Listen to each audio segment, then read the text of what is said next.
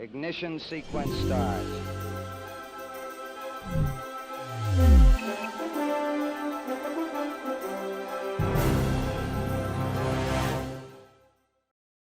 Good morning, and welcome to a look at the International Space Station Flight Control Room, where the Orbit 2 team of flight controllers is managing operation of station systems, while the astronauts and cosmonauts work through the last few items of the agenda for the regular work week.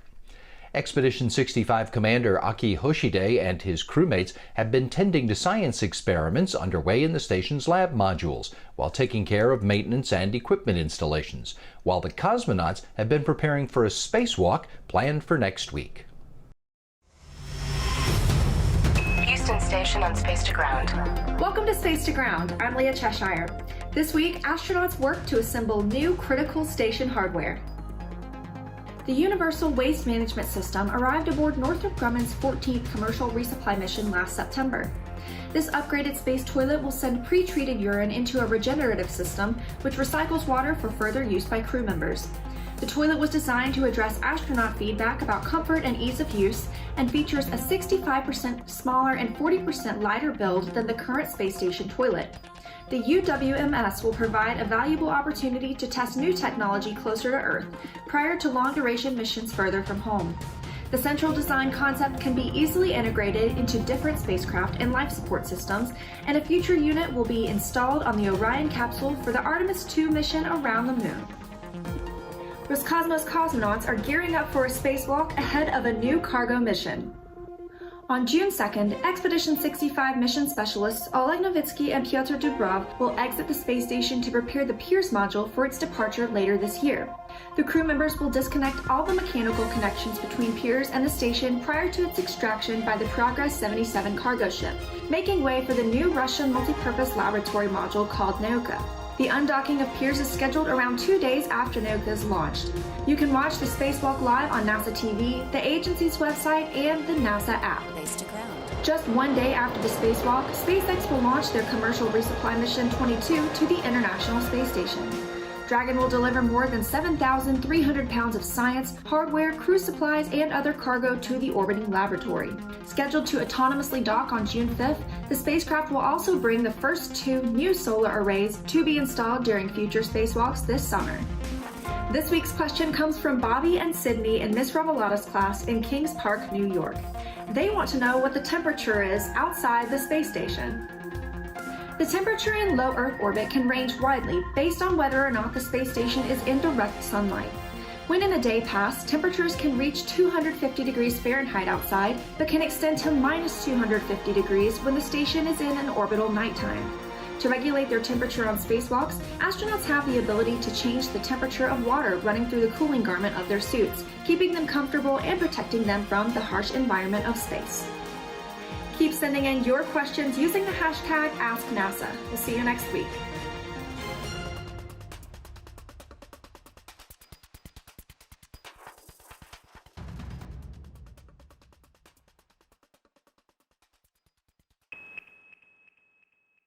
Leah mentioned the upcoming launch of the next SpaceX Cargo Dragon mission, carrying scientific research and technology demonstrations to extend the science mission of the International Space Station.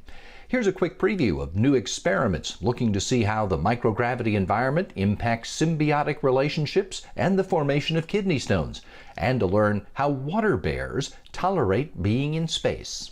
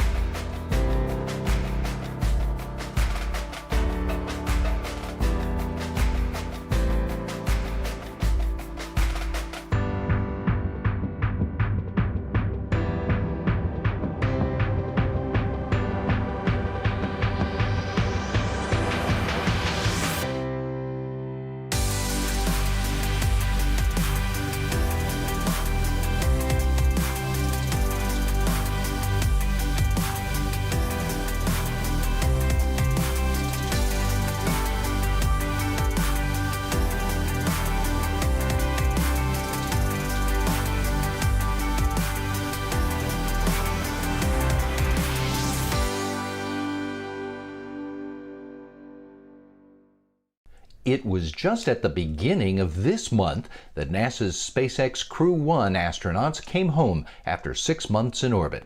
They contributed to hundreds of scientific investigations and technology demonstrations during their mission. Valuable scientific research that will help to prepare humans for future space exploration while generating innovations and benefits for people here on Earth. Take a look at some of the scientific milestones accomplished during the Crew-1 mission.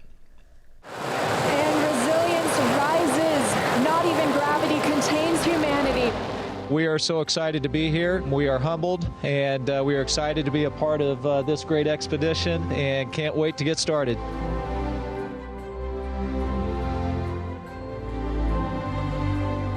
We have several different experiments going on inside of the space station, in racks, in different little facilities like our life sciences glove box that we use for biological and life sciences. But we also have experiments that are run on us. Space to ground 3 for Shannon. We're watching the flame do its thing. We have 3 very mesmerized PIs. Captain, 1 mesmerized crew member here. All right, are you ready for this? What do you think of that? I see worms! Right there. Wow! That is beautiful. Thank you, guys. The plant will grow in this direction, meaning we'll put some light on top of it, and we'll see how it grows for the next 30 days. Again, Shannon, you struck it rich for us. That was great. That's the primary objective right there. Yes, we got double thumbs up down here, too. Station Space Ground 2. Signals capture is complete. Welcome to ISS. SS Catherine Johnson. Thanks, Albert. You man, that was awesome. Thank you so much.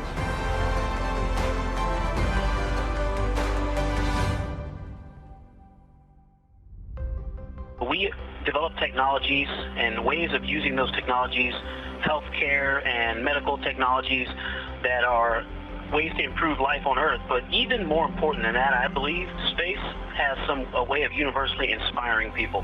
Making folks want to do very challenging things to the best of their ability is what I think human space exploration does most for humankind. And so the human aspect of human space exploration is always going to be very important, I think, for decades to come.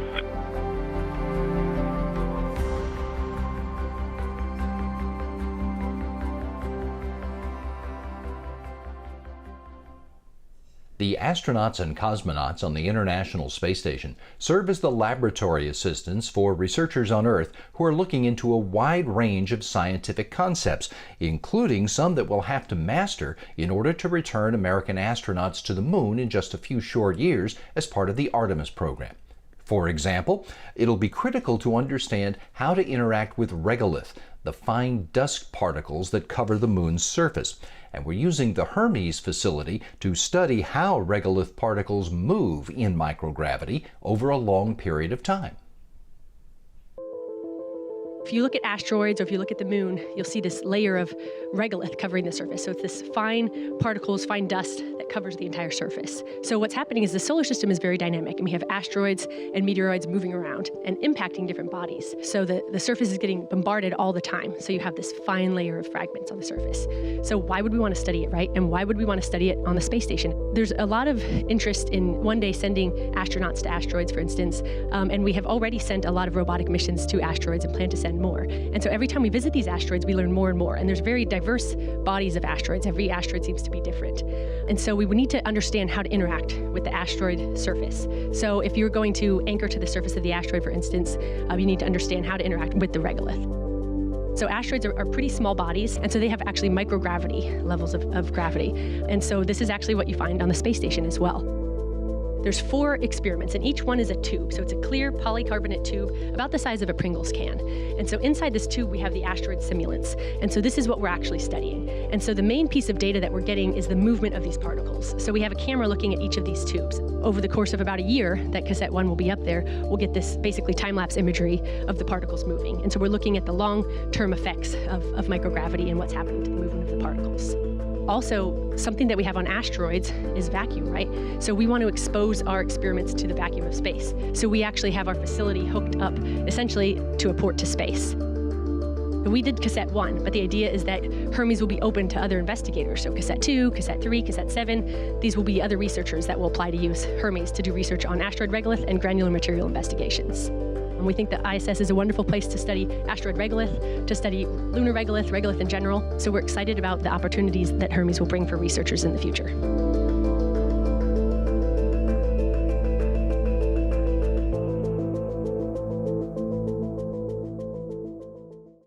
Experiments being done on the International Space Station cover many scientific disciplines, including medical science that could benefit the more than 5 million people on Earth affected by Parkinson's disease.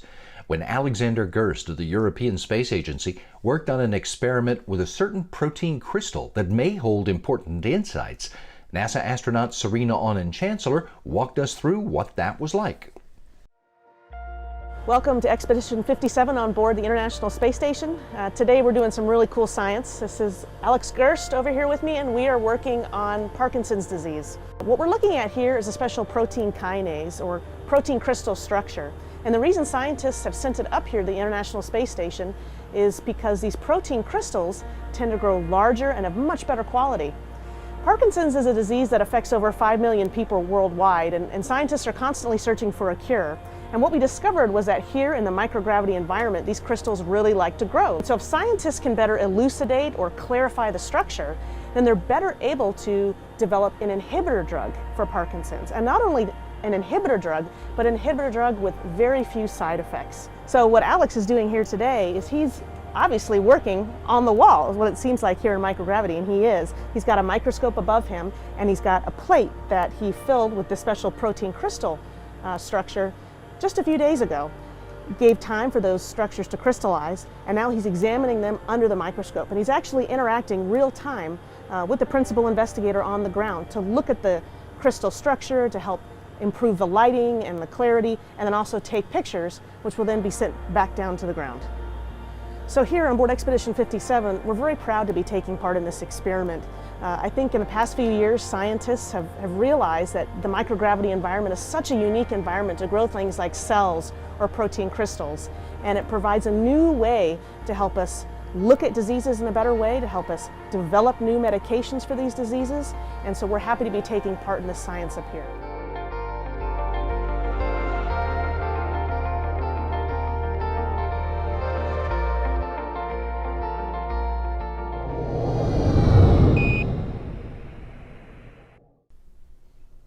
The laboratories of the International Space Station provide a home for dozens of experiments at a time in a wide range of scientific disciplines. But the outside of the station also supports scientific research.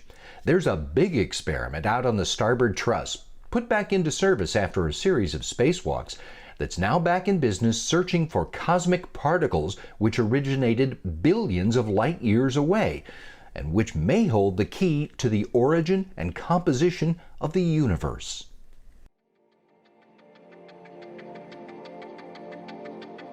Humans have observed many wonders across the cosmos, yet much of our universe is still shrouded in mystery. Among those mysteries is the formation of our universe, which should have resulted in a balance of matter and its corresponding counterpart, antimatter. Much of that matter is thought to exist in the form of dark matter, which can't be directly observed. Much of the antimatter can't be found at all. Studying fundamental particles originating from sources up to billions of light years away may hold the key to understanding both the composition and history of our universe. Welcome to the world of particle physics, currently being explored from low Earth orbit by the Alpha Magnetic Spectrometer, or AMSO2, installed on the International Space Station, or ISS. Planets, stars, interstellar gas, dust. What we're able to observe across the universe comprises less than 5% of the total content found throughout the universe. The other 95% is dark. Dark matter as well as dark energy.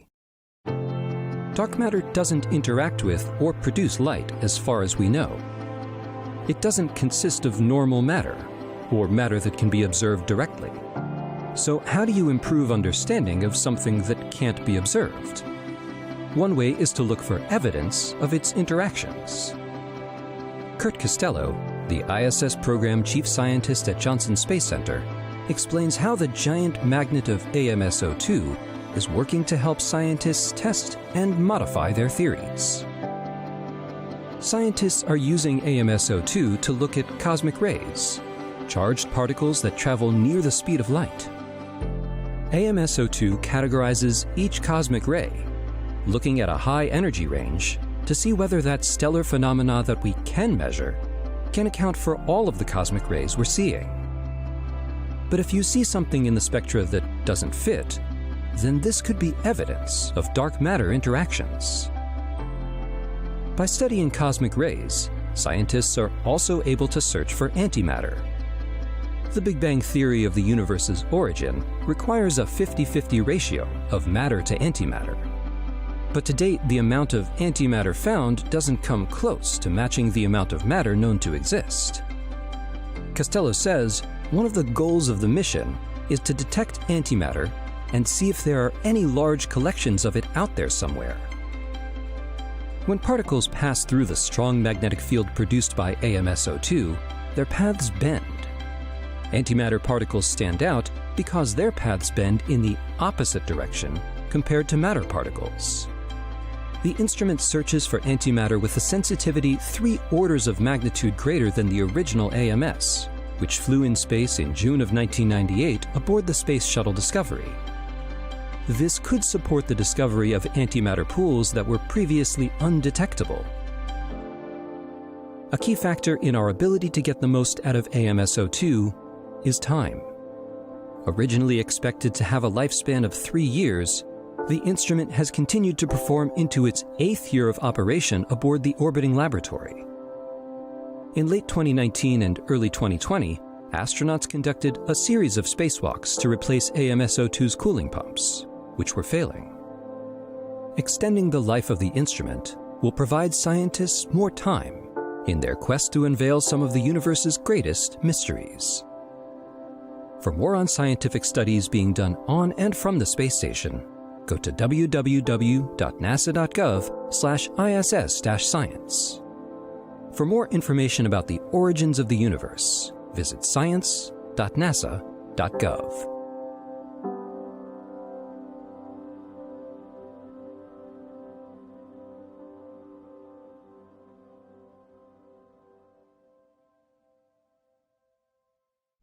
The structure of the International Space Station relies on a series of trusses engineered to withstand the different forces the station may encounter in low Earth orbit. In this demonstration video, astronaut Ricky Arnold explains the significance of these resilient structures and what forces they may be up against in microgravity.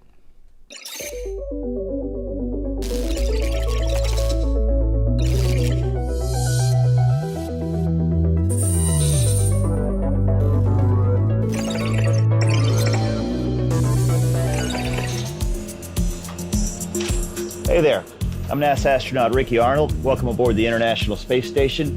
Today we're going to talk about the Space Station Truss. The truss segment is just about 100 meters from side to side. A truss is a segment or part of the whole integrated truss structure. The trusses are used to support the 16 solar array panels, which provide energy for us, and radiators which get rid of excess heat that builds up inside the space station. The design of the truss involves triangles and beams, which can be seen on Earth in structures like bridges. Why triangles? Well, this is because of their unique geometric properties, their methods of transferring loads, and their spatial openness. Triangles are more rigid than rectangular shapes because they have fewer joints. The larger number of joints in a shape, the more prone that shape is to being impacted by shear forces. What I'd like to talk a little bit about today is some of the forces that can act upon the truss. Well, the first force I want to talk about is compression force. And compression force is just like it sounds, two things coming together. So if we apply a compression force to the truss, what do you think is going to happen? Well, let me go ahead and do it. And you can see right here where the truss would bend. What do you think the opposite force of compression is? Yeah, it's right. It's going to be pulling apart. We call that a tension force. And a tension force is what's going to help maybe even rigidize the truss segment, but it also could potentially pull it apart. I'm not going to pull apart this tape measure because we probably need it later for some work we have to do. Now, if you look carefully, this next force I want to talk about is basically kind of like a twisting force, and we call it torsion.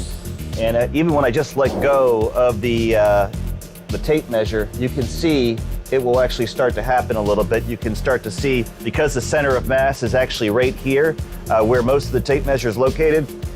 And when I let it go, the tape measure itself starts to twist just a little bit.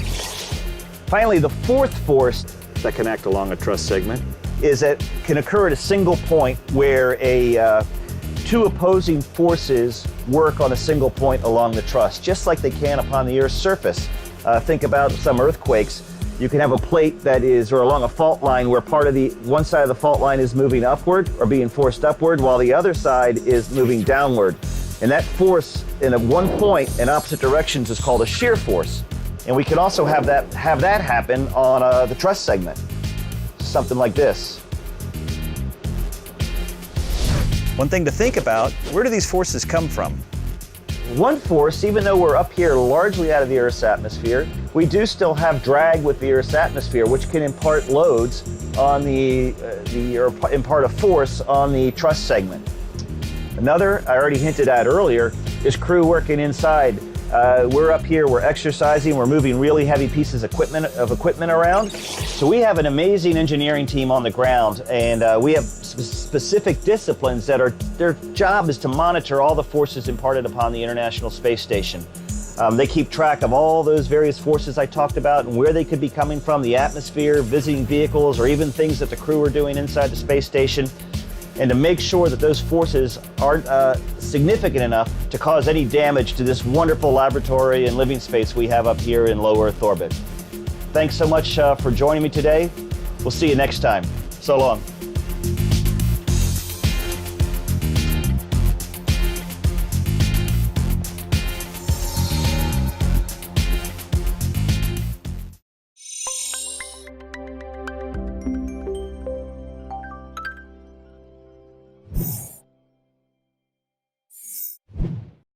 According to reports from the select few who've had the chance to see it, the experience of seeing Earth from 250 miles up is a profound one. Some of the lucky astronauts who've been to the International Space Station multiple times say they see more and more details of the planet and of space beyond with each opportunity. Astronaut Don Pettit, a 3-time visitor, is a good example.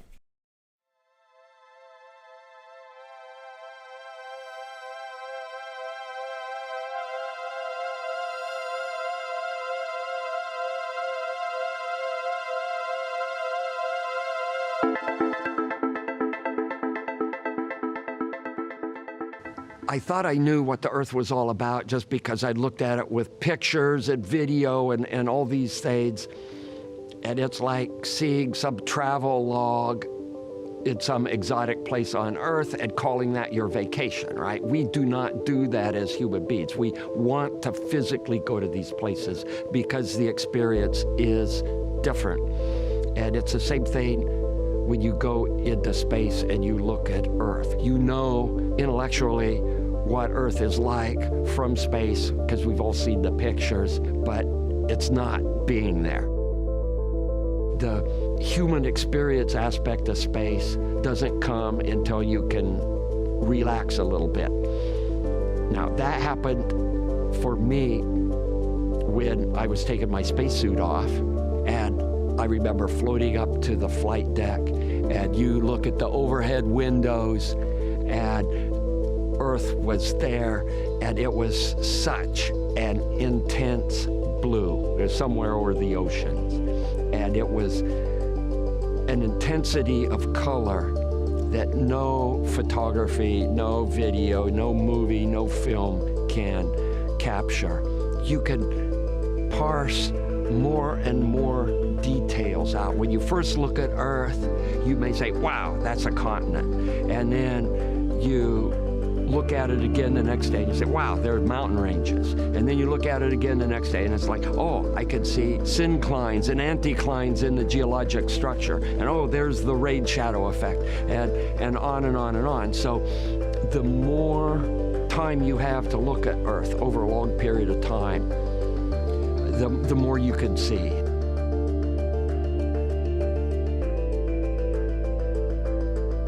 So there's more to see in space than just looking at Earth. You look out at the cosmos, and there's many things in the cosmos that are noteworthy to gaze at. And for example, the Magellanic Clouds. Those show up really bright and vivid because you don't have atmospheric scattering. You can see Andromeda. It's a little fuzzy spot on a really, really dark night with good vision. You can faintly make out Andromeda, but in space it just stands out because the contrast is so stark. So there's all kinds of other things to see. There's the moon. It goes through its phases.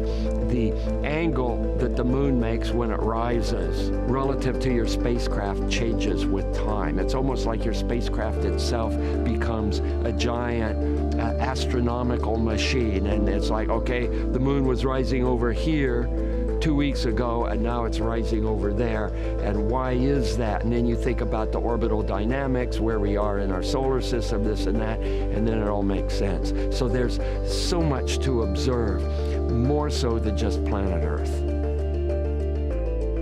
Yeah, I think it's important to share our experiences with all the people who, as of today, don't have a chance to go into space. But the more people that we can get off of this planet to have these kind of experiences, the more growth you will see in ideas, and the viability of your culture will increase.